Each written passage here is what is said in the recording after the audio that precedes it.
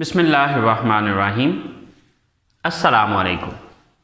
So guys, welcome to my YouTube channel Knowledge for Students. So guys, आज हम English की दूसरी class के साथ हाजिर हैं. पिछली क्लास के अंदर हमने कुछ अल्फाज पढ़े थे. आज हम उन अल्फाज को जुमलों की सूरत में इस्तेमाल करना सीखेंगे. देखिए, जब भी हम बात करते हैं तो हम वो बात जुमलों की सूरत में कर रहे होते हैं. बेसिकली जुमला या सेंटेंस क्या होता है? सेंटेंस असल में मुख्तलिफ अल्फाज को हम जो एक सही तरतीब में लिखते हैं या बोलते हैं उसको जुमला कहा जाता है. सो गाइस, आज हम सीखेंगे कि इन अल्फाज को जुमलों की सूरत में कैसे लिखा जाता है. तो चलें गाइस, स्टार्ट करते हैं. How to make a sentence, कि एक सेंटेंस हम किस तरह से बनाते हैं. So for making a sentence what we need, हमें सेंटेंस बनाने के लिए क्या चाहिए, किस चीज की हमें जरूरत होती है. So let's see. So guys, first of all we need a subject. सबसे पहले हमें एक जुमला बनाने के लिए क्या चाहिए? सब्जेक्ट चाहिए. The second thing verb. दूसरी चीज जो हमें चाहिए इसमें वो चाहिए verb. And the third thing would be object. जो तीसरी चीज हमें इसमें चाहिए वो है हमारा ऑब्जेक्ट. अब बात यह है कि हमें ये चीज समझने की जरूरत है कि ये सब्जेक्ट क्या है, वर्ब क्या है एंड ऑब्जेक्ट क्या है. ओके, बेसिकली ये हमारे जुमले की तरतीब है कि जो हमने अल्फाज को अरेंज करना है, जो अल्फाज को हमें एक तरतीब में लिखना है वो हम इस तरतीब में लिखेंगे. सबसे पहले हम सब्जेक्ट लिखेंगे, उसके बाद वर्ब लिखेंगे और उसके बाद ऑब्जेक्ट लिखेंगे. बट सबसे पहले ये समझ लेते हैं कि ये सब्जेक्ट क्या है, वर्ब क्या है एंड ऑब्जेक्ट क्या है. So let's talk about that. तो सबसे पहले हम ये समझते हैं कि सब्जेक्ट क्या चीज है. So guys, subject is a word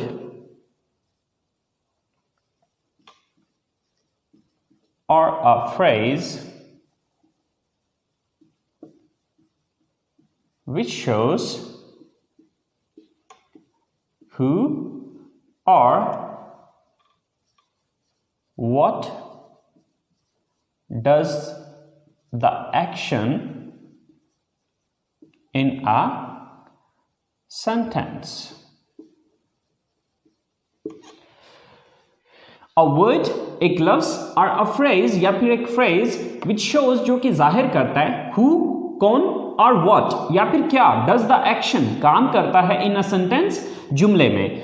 यानी कि एक ऐसा लफ्ज या फिर एक ऐसा फ्रेज जो कि ये जाहिर करता है कि जुमले में काम कौन कर रहा है या क्या चीज है जो जुमले में काम कर रही है. तो शॉर्टकट में अगर अपने अल्फाज में कहना चाहूं तो मैं ये चीज कहूंगा कि जुमले में सब्जेक्ट कहा जाता है उसको जो काम करने वाला होता है. तो शॉर्टकट ये कि काम करने वाले को सब्जेक्ट कहा जाता है. फॉर एग्जाम्पल, मैं कॉलेज जाता हूं. अब ये एक सेंटेंस है या ये एक जुमला है. अब इस जुमले में मुझे ये देखना है कि ये काम कौन करता है. मैं कॉलेज जाता हूं, तो ये काम कौन करता है? कॉलेज कौन जाता है? मैं जाता हूं. तो मैं यहां पर क्या है? सब्जेक्ट है. सेम लाइक दैट,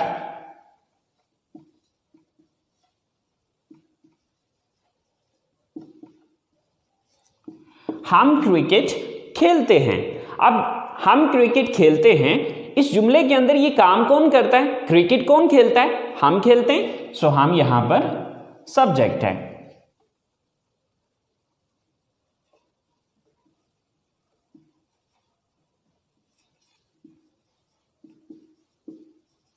गाय घास खाती है. अब ये काम कौन करता है? यहां पर इस जुमले को अगर हम देखें तो ये काम गाय करती है. घास कौन खाती है? गाय खाती है. सो गाय यहां पर सब्जेक्ट है. तो सिंपल ये कि जुमले के अंदर काम करने वाले को सब्जेक्ट कहा जाता है.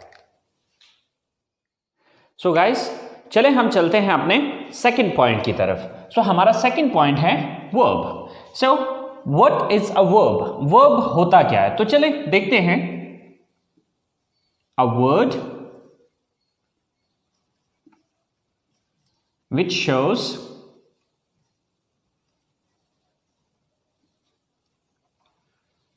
द एक्शन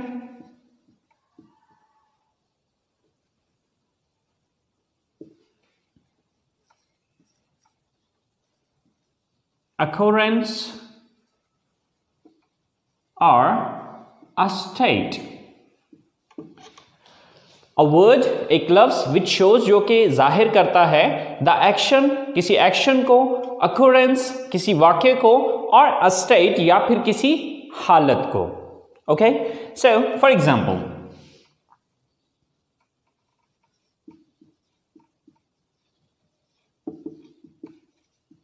मैं कॉलेज जाता हूं. सो यहां पर काम करने वाला कौन है? मैं हूं. तो मैं हो गया सब्जेक्ट. लेकिन अब देखना यह है कि मैं करता क्या हूं. सो जाता हूं, ये यहां पर हमारा वर्ब है. सेम लाइक दैट,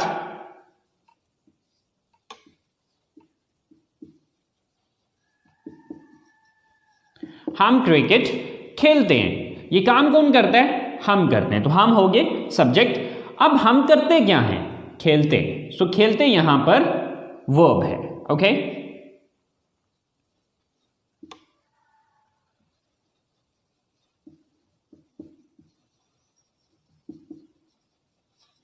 आप इंग्लिश सीखते हैं. ये काम कौन करता है? आप करते हैं. तो आप हो गए सब्जेक्ट. लेकिन आप करते क्या हैं? सीखते हैं. तो सीखना वर्ब है. ओके, अगर मैं शॉर्टकट अपने अल्फाज में इस चीज को बयान करूं तो वर्ब कहा जाता है जुमले के अंदर जो भी काम हो रहा होता है. यानी कि सिंपली पहले नंबर पे आपने ये देखना है कि काम करने वाला कौन है. कौन है जो एक्शन को सर अंजाम दे रहा है या काम को सर अंजाम दे रहा है. फिर दूसरे नंबर पे काम कर क्या रहा है. ठीक है, तो वर्ब हो गया कोई भी काम. तो सेकंड नंबर पे जो आपने चीज लिखनी होती है वो है वर्ब. सो हमारी तीसरी चीज है ऑब्जेक्ट. सो ऑब्जेक्ट क्या है? A word or a phrase which is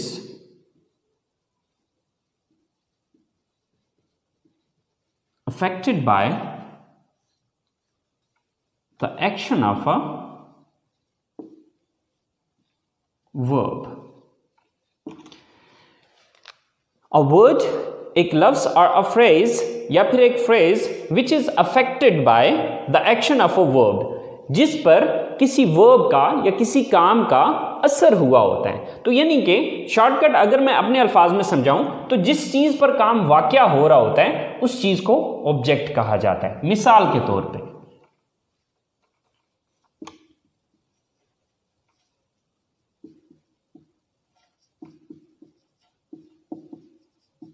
मैं इंग्लिश पढ़ाता हूं.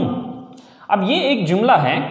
अब मैं यहां पर सब्जेक्ट है क्योंकि मैं ये काम करता हूं. मैं काम क्या करता हूं? पढ़ाता हूं. तो ये काम हो गया. लेकिन पढ़ाता क्या चीज हूं? ये पढ़ाने का अमल किस चीज पे हो रहा है? इंग्लिश पे. तो इंग्लिश यहां पर ऑब्जेक्ट है. Okay, so same like that,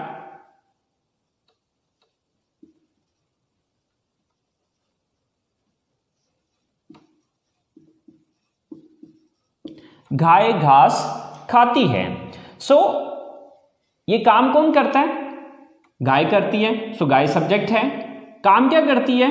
खाती है. सो ये वर्ब है. लेकिन खाती क्या चीज है? ये खाने का अमल किस चीज पे हो रहा है? घास पे हो रहा है. तो घास जो है ये ऑब्जेक्ट है. ओके, सो आपने ये चीज याद रखनी है कि हमारा जो ऑब्जेक्ट है वो क्या चीज है? जिस चीज पर काम वाक़या हो रहा है. ओके, अगर मैं सादा अल्फाज में इस स्ट्रक्चर को समझाना चाहूं तो सिंपल मैं ये कहूंगा कि सब्जेक्ट काम करने वाला, वर्ब काम, एन ऑब्जेक्ट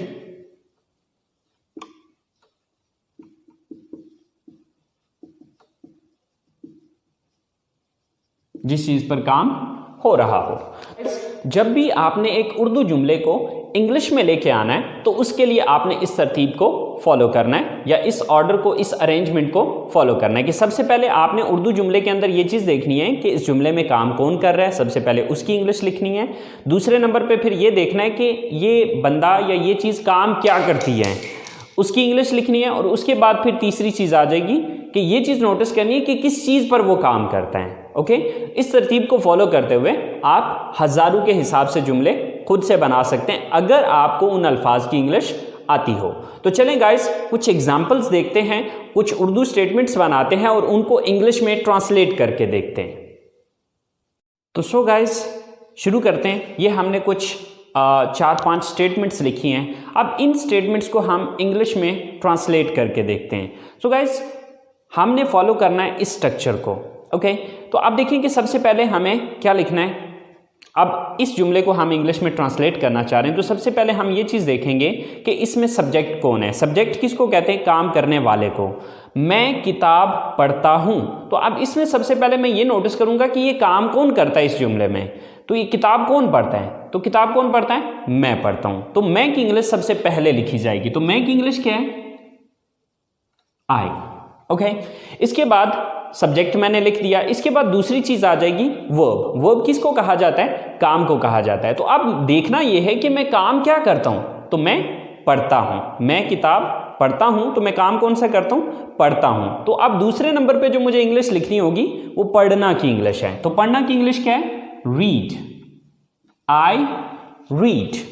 दो चीजें होगी। अब तीसरी चीज कि पढ़ता क्या हूं, ये पढ़ने का अमल किस चीज पे हो रहा है। अब देखिए इसकी इंग्लिश में लिख चुका हूं, इसकी इंग्लिश भी हो चुकी है। तो ये पढ़ने का अमल किस चीज को पढ़ा जा रहा है? किताब को पढ़ा जा रहा है। तो किताब की इंग्लिश तीसरे नंबर पे आ जाएगी। तो किताब की इंग्लिश होती है बुक। तो आपकी यही स्टेटमेंट जो आप उर्दू में ये कह रहे हैं कि मैं किताब पढ़ता हूं, इंग्लिश में ये होगा I read book. Okay, same like that the next statement is हम खाना पकाते हैं। तो अब सबसे पहले हम इसमें ये देखेंगे कि काम करने वाला कौन है, ये काम कौन करता है। तो ये काम करता है हम की इंग्लिश क्या होती है? We.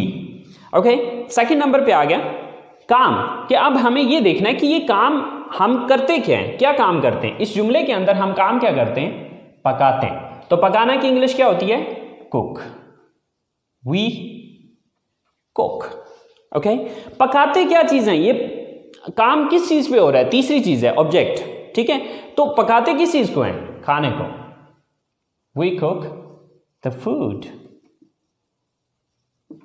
Okay, so your statement is complete. हम खाना पकाते हैं। In English we cook the food. हम खाना पकाते हैं। Same like that we move to third statement. और थर्ड स्टेटमेंट इज आप इंग्लिश बोलते हैं। सो सबसे पहले ये देखना है कि ये काम कौन करता है। सबसे पहले सब्जेक्ट देखना है, काम करने वाला कौन है? आप है। आपकी इंग्लिश क्या है? यू। ओके, काम क्या करते हैं? बोलते हैं। Sir speak. थर्ड थिंग कि बोलते क्या है? इंग्लिश। Sir English.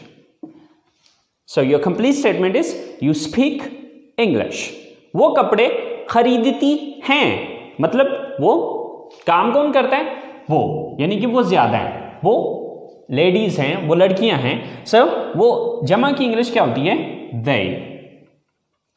फिर काम क्या करती हैं? वो खरीदती हैं, buy। they buy। खरीदती क्या चीज है? कपड़े। sell clothes। they buy clothes। वो कपड़े खरीदती हैं। Same like that the last statement is Asim और आमिर क्रिकेट खेलते हैं। सो काम कौन करता है? Asim and Aamir.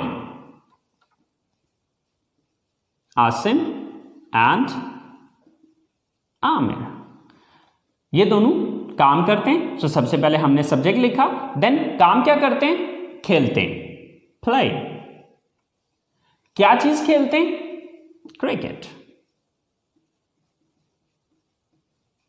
So, Asim and Aamir play cricket. Asim और आमिर क्रिकेट खेलते हैं। सो गाइस, आपने मेन आपकी ये स्ट्रक्चर है। If you understand this thing, this is really really important. ये बहुत इंपॉर्टेंट चीज है। अगर आप इस चीज को अंडरस्टैंड कर लेते हैं तो हजारों के हिसाब से जुमले आप खुद से बना सकते हैं। It's not difficult, it's very simple, very easy. Okay, if you understand this thing, this is the main point. ये हमारा मेन पॉइंट है। और अगर आप इस चीज को समझ जाते हैं तो आप आसानी से हजारों के हिसाब से जुमले बना सकते हैं। अगर इन अल्फाज की आपको इंग्लिश आती हो। ओके, सो गाइस आज हमने सीखा कि एक सिंपल सेंटेंस बनाने के लिए हमें किन चीज़ों की ज़रूरत होती है। तो हमने समझा कि हमें 3 चीज़ों की ज़रूरत होती है। Number 1 subject, number 2 verb and number 3 object. Subject मैंने बताया कि काम करने वाले को सब्जेक्ट कहा जाता है। ये आपकी सबसे पहली चीज़ है जो आपने उर्दू से इंग्लिश में ट्रांसलेट करते हुए सबसे पहले नंबर पे रखनी है। दूसरे नंबर पे आ जाएगा वर्ब। वर्ब कहा जाता है किसी भी एक्शन या किसी भी स्टेट को, मतलब किसी भी काम को आप सिंपल अपने अल्फाज में काम कह सकते हैं। कि देखना ये है कि जो काम करने वाला है वो काम क्या कर रहा है। और फिर तीसरे नंबर पे ऑब्जेक्ट, यानी कि ये काम किस चीज़ पर हो रहा है। बस ये तरतीब आप अपने जहन में रखें और इस तरतीब को मद्देनज़र रखते हुए आप हज़ारों स्टेटमेंट्स आसानी से खुद से बना सकते हैं। सो गाइस, ये आप लोगों का होमवर्क है। 10 स्टेटमेंट्स हैं जो कि एज अ होमवर्क मैं आप लोगों को दे रहा हूँ। ओके, सबसे पहली स्टेटमेंट है हम किताबें खरीदते हैं। नंबर 2 वो म्यूज़िक सुनते हैं। नंबर 3 आप फिल्में देखते हैं। नंबर 4 मैं बर्गर पसंद करता हूँ। नंबर 5 हम चाय पीते हैं। नंबर 6 आप कंप्यूटर इस्तेमाल करते हैं। नंबर 7 मैं फुटबॉल खेलता हूँ। नंबर 8 आप उर्दू बोलते हैं। नंबर 9 अली और साकिब कॉलेज जाते हैं। और नंबर 10 हम जूस पीते हैं। सो गाइस, ये 10 स्टेटमेंट्स आपने अपने तौर पे कोशिश करनी है, खुद से आपने इन स्टेटमेंट्स को बनाना है और बना के इनको बोलने की कोशिश करनी है। बिकॉज स्टेटमेंट्स लिखना अलग चीज़ होती है, इनको बोलना एक अलग चीज़ है।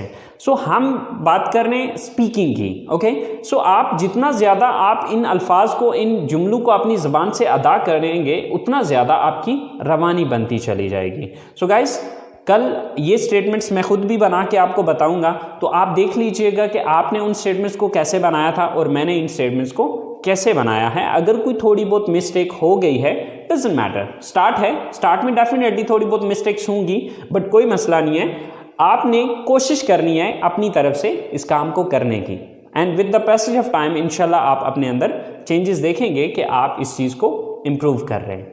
सो गाइस, उम्मीद करता हूँ आपके आज के लेसन को आप लोगों ने एंजॉय किया होगा, एंड इंशाल्लाह ज़िंदगी रही तो मुलाकात होगी आपसे अगले लेसन के साथ।